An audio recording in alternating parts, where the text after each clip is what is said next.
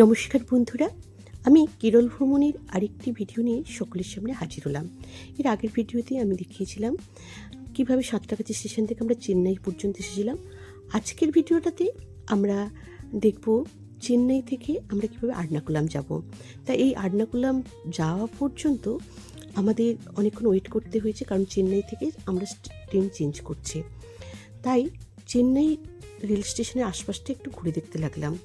যদিও চেন্নাইয়ে waiting room রয়েছে, এসি এমনি 35 টাকা পার ঘন্টায় ওয়েটিং রুমে থাকা যায়, কিন্তু আমরা ওয়েটিং রুমে না থেকে নিচেই লাগেজপত্র রেখে, যেহেতু স্টেশনটা একটু ঘুরবো, তাই রোটেশনালি কখনো দাদা সোনুর জামাইবাবু বেরিয়েছে, কখনো আমি সোনু বেরিয়েছি চেন্নাই স্টেশনটাকে একটু ঘুরিয়ে দেখার জন্য।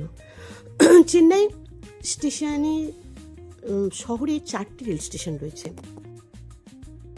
4টি রেলওয়ে স্টেশন হলো Chennai Egmore, Chennai central railway station, Tambaram railway station, Chennai beach railway station. চেন্নাই এগমোরের পূর্বে নাম ছিল মাদ্রাজ এগমোর, আর এটি একটি প্রথম শ্রেণীর ভারতীয় রেল স্টেশন। 1906 থেকে 8 সালে দক্ষিণ ভারতীয় রেলওয়ে কোম্পানির টার্মিনাস হিসাবে এটা নির্মিত হয়, আর এটি দুর্গের মতো দেখতে। দেশের 5ম দীর্ঘতম প্ল্যাটফর্ম এবং বিশ্বের 6ষ্ঠ দীর্ঘতম প্ল্যাটফর্ম। আর এই জায়গাটা কেনা হয়েছিল একজন বিখ্যাত বিজ্ঞানী এবং চিকিৎসক পুলনি অ্যান্ডির কাছ থেকে। এবং যখন এই চেন্নাই স্টেশনটি তৈরি হচ্ছে, ভীষণ সুন্দরভাবে তৈরি করা হয় এবং দুর্গের মতো।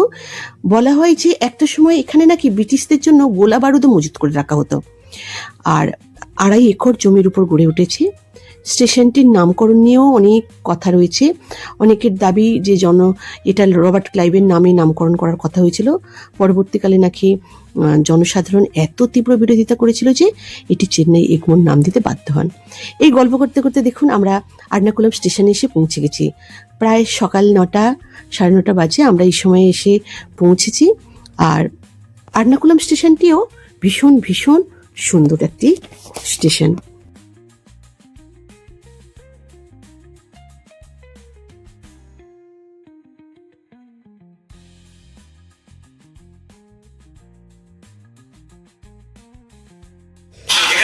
আর্নাকুলাম স্টেশনে পৌঁছে আমরা সবাই লাগেজগুলো নামিয়ে স্টেশনে অপেক্ষা করতে লাগলাম। এই আর্নাকুলাম হলো ভারতের কেরালার কোচি শহরের একটি ব্যবসায়িক জেলা, এবং আর্নাকুলাম জেলার নাম অনুসারেই স্টেশনের নামকরণ আর্নাকুলাম। কোচি শহরের মূলত পূর্ব অংশ এটি। আর এখানে অনেক শিপইয়ার্ড আছে, বড় বড়।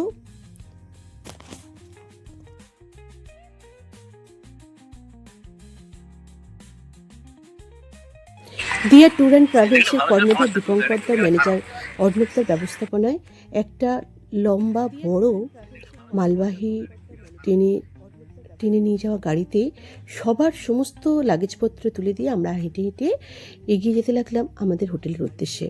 খুব কাছে, স্টেশনের খুব সামনে রয়েছে আমাদের হোটেল, তাই আমরা পায়ে পায়ে এগিয়ে এলাম। এবং শুনতেও পাওয়া যাচ্ছে এখনো ট্রেনের আওয়াজ। আর উপর দিয়ে চলেছে মেট্রো, এখান থেকে দেখতেও পাওয়া যাচ্ছে। সব লাগেজ হোটেলে চলে এসছে এবং তারা সব লাগেজগুলো এখানে নামিয়ে দিয়েছে। হোটেলটির নাম ছিল শালিমার রেসিডেন্সি, ভীষণ সুন্দর।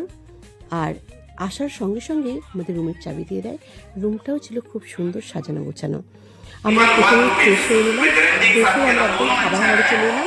এখানে আমরা হোটেলে টিফিন করে নিলাম। সেই সময় এক ভদ্রলোক এসে আমাদেরকে বোঝাচ্ছিলেন আমরা এরপরে কী করব। তারপর আমরা একটু চারিদিকে ঘুরতে লাগলাম। ঘুরে টুরে এসে আবার আমরা খেতে বসলাম।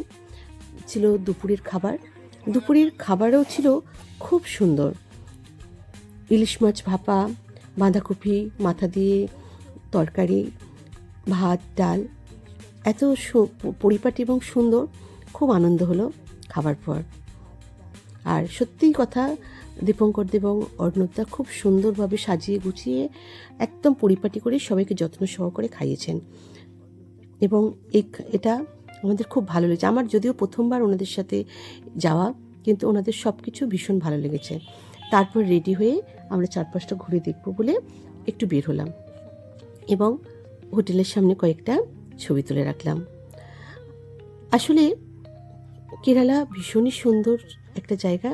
আমরা বিকেলবেলা বের হব ক্রুজে করে চারিদিকটা ঘুরে দেখতে, আরব সাগরের চারপাশটা ঘুরবো। সেজন্যই আমাদের অনেকটা টাইম হাতে ছিল, তাই আমরা সবাই মিলে একটুখানি চারপাশটা ঘুরে দেখবো বলে বেরিয়ে গেলাম।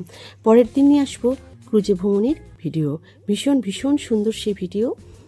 আমি পরের দিন সেই ভিডিও নিয়ে সকলের সামনে হাজির হব। সকলে খুব খুব ভালো থাকবেন।